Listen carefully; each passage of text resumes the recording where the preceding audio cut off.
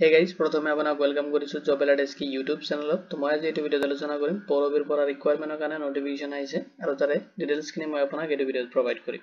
প্ৰথমতে আপুনি ভিডিঅ'টো কমপ্লিট চাই ল'ব, তাৰ পিছত যদি কোনো ধৰণৰ কোৱেশ্চন থাকে আপুনি এই ভিডিঅ'ৰ কমেন্ট সেকশনত কমেন্ট কৰি দিব। প্ৰথমতে মই আপোনাক ডিটেইলছ খিনি প্ৰভাইড কৰিম, নেক্সট আপোনাক প্ৰভাইড কৰিম কেনেকৈ আপুনি অফিচিয়েল যিখিনি নটিফিকেশন আছে চেক কৰিব পাৰিব, লগতে আপুনি কেনেকৈ অনলাইনত এপ্লাই কৰিব সেইখিনি প্ৰসেস মই আপোনাক লাষ্টৰ পিনে দেখুৱাম। তো আহক দেৰি নকৰি আজি ভিডিঅ'টো আৰম্ভ কৰোঁ। প্ৰথমতে আপুনি যিকোনো ব্ৰাউজাৰ এটা ওপেন কৰি ল'ব আৰু তাতে আপুনি সাৰ্চ কৰিব www.porobi.com। সাৰ্চ কৰিলে পৰবীৰ যিটো অফিচিয়েল ওয়েবসাইট আছে তাতে আপুনি ভিজিট কৰিব পাৰিব। এতিয়া সব ডিটেইলছ খিনি মই আপোনাক প্ৰভাইড কৰি আছো। পৰবী ডায়েৰী গুৱাহাটী ৰিক্ৰুটমেন্ট 2025 এৰ কাৰণে আছে ৰিকুৱাৰমেন্ট নটিফিকেশন খিনি আৰু তাৰ ডিটেইলছ খিনি মই আপোনাক এতিয়া প্ৰভাইড কৰিম। এতিয়া সব নেম অফ অৰ্গেনাইজেশ্যন যেটো আপোনাৰ west Assam milk producer cooperative union limited Purabi ডায়েৰীৰ পৰা আহিছে ৰিকুৱাৰমেন্ট খিনি।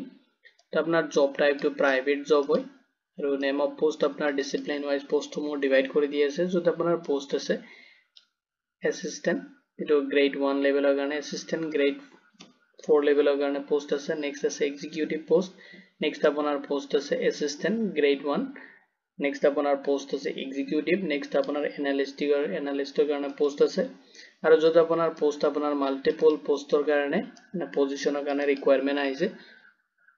যদি আপুনি এপ্লাই যেটো মোড হয় আপুনি অনলাইনত এপ্লাই খিনি আপোনাৰ কৰিব লাগিব এপ্লিকেশন খিনি, যদি আপুনি পোষ্ট খিনি কাৰণে এলিজিবল হয় আৰু কাইলে মানে এলিজিবিলিটি ক্ৰাইটেৰিয়া খিনি যদি আপুনি ফলো কৰাৰ পিছত আপোনাৰ লগত মেচ কৰিছে তেতিয়াহলে আপোনাৰ এপ্লিকেশনটো আপুনি অনলাইনত সাবমিট কৰিব লাগিব আৰু এপ্লাইৰ যেটো লাষ্ট ডেট হয় 30 এপ্ৰিল 2025 লৈ কিনে আপোনাৰ এপ্লিকেশনটো আপুনি লাষ্ট সাবমিট কৰিব পাৰিব। এতিয়া সব ভ্যাকেন্সি ডিটেইলছ খিনি দিয়া আছে আৰু ক্যাটাগৰি ওয়াইজ ডিভাইড কৰি দিয়া আছে, এইখিনি ডিটেইলছ মই আপোনাক এতিয়া প্ৰভাইড কৰিম। এসিস্ট্যান্ট যেটো গ্ৰেড 1 লেভেলৰ কাৰণে পোষ্ট আছে, তাতে আপোনাৰ ডায়েৰী অপাৰেটৰৰ কাৰণে পোষ্ট আছে, য'ত আপোনাৰ কোৱালিফিকেশন বিচাৰিছে মিনিমাম যদি আপুনি ITI কৰি পাস কৰিছে তেতিয়াহলে আপুনি পোষ্ট খিনি কাৰণে এলিজিবল হ'ব। য'ত আপোনাৰ এক্সপেৰিয়েন্স বিচাৰিছে 1 to 3 ইয়াৰ্স আপোনাৰ এক্সপেৰিয়েন্স থাকিব লাগিব, ফ্ৰেছাৰ্স ক্যান্ডিডেট হলেও আপুনি এপ্লাই কৰিব পাৰিব। এজ লিমিট বিচাৰিছে সব মেক্সিমাম আপুনি 28 ইয়াৰ্স লৈ কিনে আপুনি এপ্লাই কৰিব পাৰিব আৰু এজটো আপুনি ক্যালকুলেশন কৰিব লাগিব 1 জানুৱাৰী 2025 ৰ ডেট হিচাপত। লগতে আপোনাৰ এজ ৰিলেক্সেশন খিনি এপ্লিকেবল হ'ব। স্যালাৰি যেটো হয় এটা আপোনাৰ cost to company rupees 3.82 lakh পাৰ এনাম আপোনাৰ কষ্ট হ'ব আৰু যাতে আপোনাৰ যেটো স্যালাৰি হয় নেগোশিয়েবল হ'ব। নেক্সট যেটো পোষ্ট আছে এসিস্ট্যান্ট যেটা আপোনাৰ গ্ৰেড 4 লেভেলৰ কাৰণে হ'ব, য'ত আপোনাৰ ডায়েৰীৰ কাৰণে পোষ্ট আছে, তাতে যেটো কোৱালিফিকেশন বিচাৰিছে 3 ইয়াৰ্স আপোনাৰ ফুল টাইম যদি আপুনি ডিপ্লোমা কৰিছে মেকানিক্যাল ইলেক্ট্ৰিক্যাল বা ইলেক্ট্ৰনিক ইঞ্জিনিয়াৰিংৰ ওপৰত যদি আপুনি কোৰ্স কৰিছে নাইবা আপুনি যদি 2 ইয়াৰ্স ইন্ডিয়ান ডায়েৰী ডিপ্লোমা যদি আপুনি কমপ্লিট কৰিছে তেতিয়াহলে আপুনি পোষ্ট খিনি কাৰণে এলিজিবল হ'ব। য'ত বিচাৰিছে আপোনাৰ এক্সপেৰিয়েন্স বিচাৰিছে মিনিমাম 3 ইয়াৰ্স আপোনাৰ এক্সপেৰিয়েন্স থাকিব লাগিব আৰু লগতে সব এজ লিমিটটো দিছে মেক্সিমাম আপুনি 31 ইয়াৰ্স লৈ কিনে আপুনি পোষ্ট খিনিত এপ্লাই কৰিব পাৰিব। এজটো আপুনি ক্যালকুলেশন কৰিব লাগিব 1 জানুৱাৰী 2025 ৰ ডেট হিচাপত, লগতে আপুনি এজ ৰিলেক্সেশন খিনি ৰিসিভ কৰিব। স্যালাৰি দিয়া আছে য'ত আপোনাৰ cost to company rupees 5.57 lakh and per annum যেটো আপোনাৰ স্যালাৰি কাৰণে কষ্ট হ'ব আৰু আপোনাৰ স্যালাৰিটো নেগোশিয়েবল হ'ব। নেক্সট পোষ্ট আছে এক্সিকিউটিভ যেটো ফিড এন্ড পোৰ্টাৰৰ কাৰণে আছে, তাতে আপোনাৰ কোৱালিফিকেশন বিচাৰিছে ফুল টাইম যদি আপুনি BHC বা MHC কৰিছে ইন এগ্ৰিকালচাৰ ৰিলেটেড ফিল্ডৰ পৰা তেতিয়াহলে আপুনি পোষ্ট খিনি কাৰণে এলিজিবল হ'ব। লগতে বিচাৰিছে আপোনাৰ মিনিমাম 2 ইয়াৰ্স এক্সপেৰিয়েন্স থাকিব লাগিব। লগতে সব এজ লিমিট বিচাৰিছে মেক্সিমাম আপুনি 33 ইয়াৰ্স লৈ কিনে পোষ্ট খিনিত এপ্লাই কৰিব পাৰিব। তো যেটো এজ হয় আপুনি ক্যালকুলেশন কৰিব লাগিব 1 জানুৱাৰী 2025 ৰ ডেট হিচাপত, লগতে আপোনাৰ এজ ৰিলেক্সেশন খিনি আপুনি এপ্লিকেবল হ'ব। স্যালাৰি পাব আপুনি যেটো কষ্ট to company rupees 8.37 lakh per annum যেটো আপোনাৰ স্যালাৰি হয় নেগোশিয়েবল হ'ব। এতিয়া সব নেক্সট পোষ্ট এসিস্ট্যান্ট গ্ৰেড 1 য'ত আপোনাৰ ফাইনান্স এন্ড একাউন্টেন্টৰ কাৰণে পোষ্ট আছে, তাতে আপোনাৰ কোৱালিফিকেশন বিচাৰিছে ফুল টাইম যদি আপুনি বিকম কৰিছে যিকোনো ৰিকগনাইজ ইনষ্টিটিউশন বা অৰ্গেনাইজেচনৰ পৰা, লগতে আপোনাৰ এক্সপেৰিয়েন্স থাকিব লাগিব মিনিমাম 2 ইয়াৰ্সৰ, তেতিয়াহলে আপুনি পোষ্ট খিনি কাৰণে এপ্লাই কৰিব পাৰিব। লগতে সব এজ বিচাৰিছে যেটো এজ লিমিট হয় মেক্সিমাম আপুনি 28 ইয়াৰ্স লৈ কিনে আপুনি এপ্লাই কৰিব পাৰিব আৰু 1 জানুৱাৰী 2025 ৰ হিচাপত আপোনাৰ এজটো ক্যালকুলেশন কৰিব লাগিব। স্যালাৰি পাব আপুনি কষ্ট টু কোম্পানী रुपीस 3.82 লাখ যেটো আপোনাৰ পাৰ এনাম হ'ব আৰু স্যালাৰিটো আপোনাৰ নেগোশিয়েবল হ'ব। নেক্সট পোস্ট আছে এক্সিকিউটিভ, যেটা আপনাৰ ফাইনেন্স এন্ড একাউন্টেন্টৰ কাৰণে পোস্ট আছে, য'ত আপোনাৰ কোৱালিফিকেশ্যন বিচাৰিছে ফুল টাইম যদি আপুনি বিকম কৰিছে বা সিএ কৰিছে, ইন্টাৰ্ণ বা সিএ এমসিএ বা এমবিএ কৰিছে ইন ফাইনেন্স, তেতিয়াহ'লে আপুনি পোষ্টখিনিৰ কাৰণে এলিজিবল হ'ব। লগতে বিচাৰিছে আপোনাৰ যেটো এক্সপিৰিয়েন্স হয় মিনিমাম আপোনাৰ 5 ইয়াৰ্স এক্সপিৰিয়েন্স থাকিব লাগিব ফাইনেন্স এন্ড একাউন্ট ৰিলেটেড, আৰু যদি আপুনি সিএ কৰিছে বা এমসিএ কৰিছে তেতিয়াহ'লে আপুনি 3 ইয়াৰ্স যদি কোনো ৰেকগনাইজ অৰ্গানাইজেশ্যন বা ইনষ্টিটিউচনত কাম কৰিছে তেতিয়াহ'লে আপুনি পোষ্টখিনিৰ কাৰণে এলিজিবল হ'ব। লগতে চাওক মেক্সিমাম এজ বিচাৰিছে 33 ইয়াৰ্স লৈকে আপুনি পোষ্টখিনিত এপ্লাই কৰিব পাৰিব।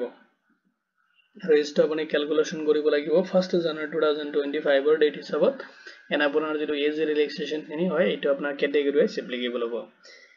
স্যালাৰি খিনি চাই লওক, যত আপোনাৰ cost to company rupees 8.37 lakh per annum যেটো আপোনাৰ কষ্ট হ'ব কোম্পানীৰ, আৰু আপোনাৰ স্যালাৰিটো নেগোশিয়েবল হ'ব।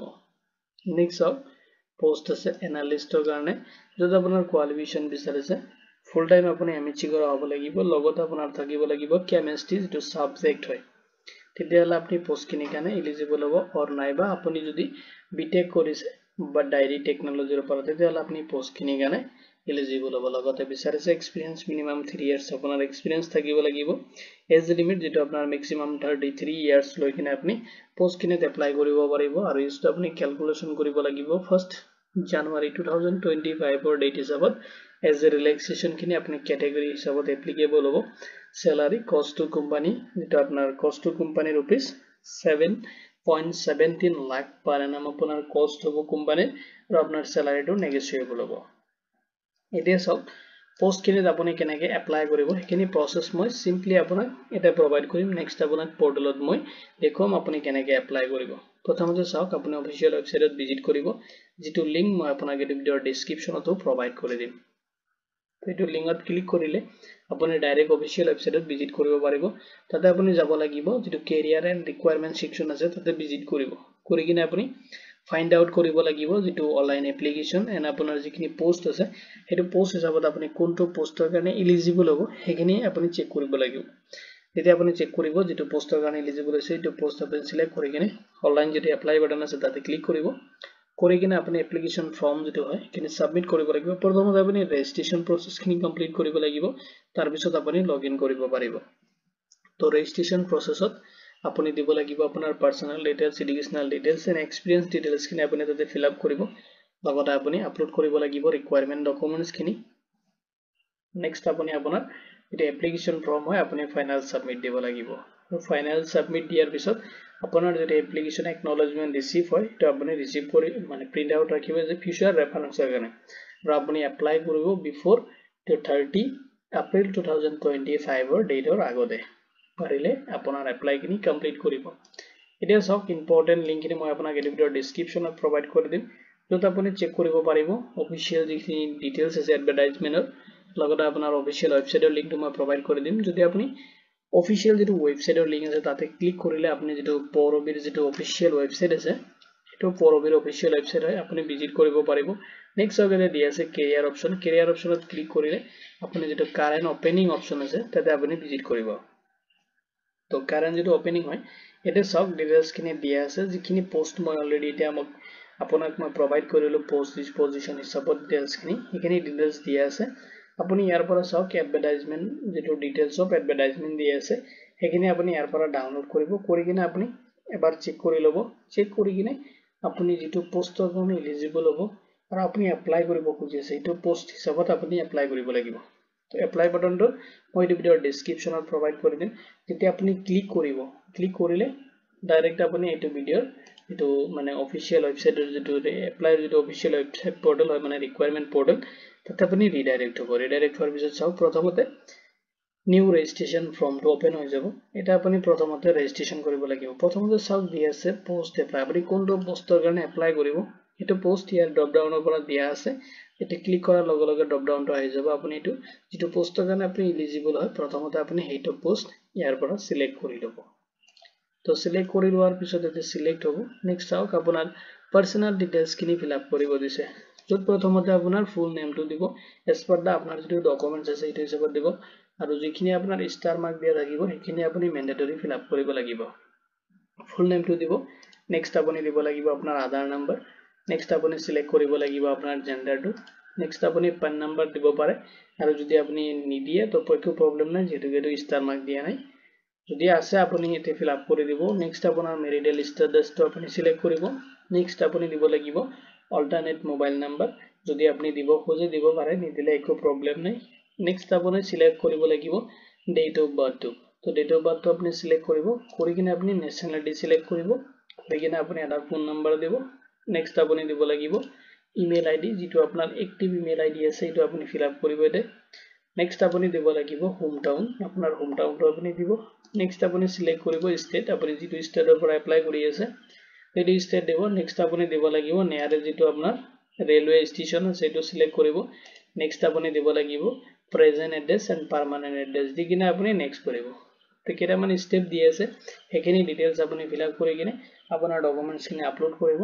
কৰি কিনে আপোনাৰ এপ্লিকেশন এটো ফৰ্ম হয় ৰেজিষ্ট্ৰেচন ফৰ্মটো আপুনি ফাইনাল সাবমিট দিব ফাইনাল সাবমিট দিয়াৰ পিছত যেতিয়া আপোনাৰ ৰেজিষ্ট্ৰেচন প্ৰসেস খিনি কমপ্লিট হ'ব তেতিয়া আপুনি লগইন অপচনত যাব লাগিব যেতিয়া আপুনি লগইন অপচনত যাব তো লগইন অপচনত ক্লিক কৰিলে এটো মই লিংক এটো ভিতৰত ডেসক্ৰিপচনতো প্ৰভাইড কৰি দিম যদি লগইন অপচনত আপুনি ক্লিক কৰে এটো পোৰ্টেল হয় মানে লগইনৰ কাৰণে এটো পোৰ্টেল ওপেন হৈ যাব অপশন to login হৈ যাব আৰু তাতে আপুনি ইউজাৰ নেম এণ্ড পাসওয়াৰ্ড দি কিনে আপুনি লগইন কৰি লব তবে যদি এটো ৰিকুৱাৰমেন্ট ৰিলেটেড কোনো ধৰণৰ কোৱেশ্চন থাকে আপুনি এটো ভিডিও কমেন্ট সেকশনত কমেন্ট কৰি দিব ভিডিওটো চোৱাৰ বাবে ধন্যবাদ দি কিনে মই আজিৰ ভিডিও ইমানতে সামৰিছো